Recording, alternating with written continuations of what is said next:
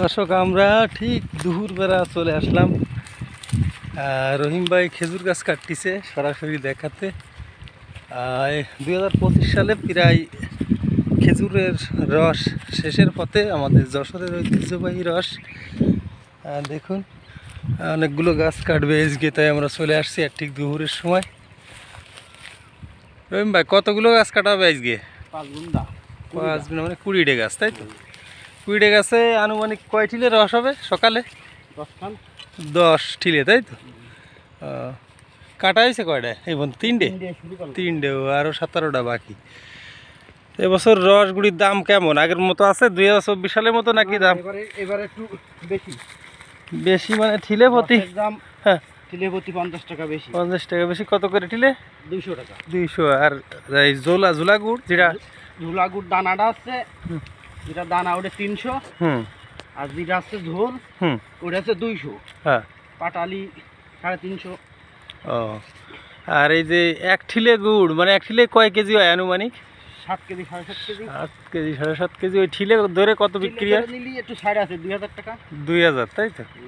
ও, 7.5 KG হলি 3 7 21, মানে একটু ছাড় পাওয়া যায়, তাই তো? যে 22-2300 টাকা ঠিলে ফটেছে, 300 টাকা কেজি হলি তাতে একটু লাভবান হয় যারা নেবে আর কি এক ঠিলে 2000 টাকায়। তো দর্শক আমরা রহিমের সাথে কথা বলতেছিলাম, আর কয় ফেলা কাটা যাবে? গরম তো পড়ে গেছে। এই মাসটা কাটা যাবে, এই মাস, তাই তো? ফাল্গুন মাসে আর কয়দিন আছে বাকি? ওই অর্ধেক হয়ে গেছে। অর্ধেক 15 দিন হয়ে গেছে, আর 15 দিনের মতো আছে। দর্শক আমরা রহিমের সাথে কথা বলতেছিলাম, প্রায় 2025 সালে খেজুর গাছ কাটা শেষ হয়ে যাচ্ছে। তো পরিশেষে ভিডিওটা না করলে নয়, তাই আপনাদের জন্য দেখানোর জন্য। তো আসলে যশোরের রস এবং গুড় একটা ঐতিহ্য আছে, বিশ্বব্যাপী সুনাম আছে। তো যারা যশোরের রস এবং গুড় খায় তারা বোঝে, কিন্তু বাজারে কিছু অসাধু ব্যবসায়ীর কারণে যে গুড়গুলো পাওয়া যায় ওইখানে ওরা চিনি দিয়ে বিভিন্ন ভেজাল দিয়ে বেশিরভাগই গুড় অল্প দামে বিক্রি করে।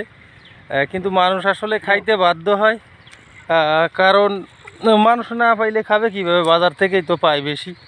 আর সরাসরি এই রহিম ভাইয়ের মতো গাছের কাছ থেকে নিতে গেলে আসলে সিরিয়াল অনুযায়ী পায় না তেমন একটা, কারণ গ্রামে গুড় এবং রসের যে চাহিদা, সেই চাহিদা মিটায়ে সেই পরিমাণ দেওয়া সম্ভব হয় না বাইরে।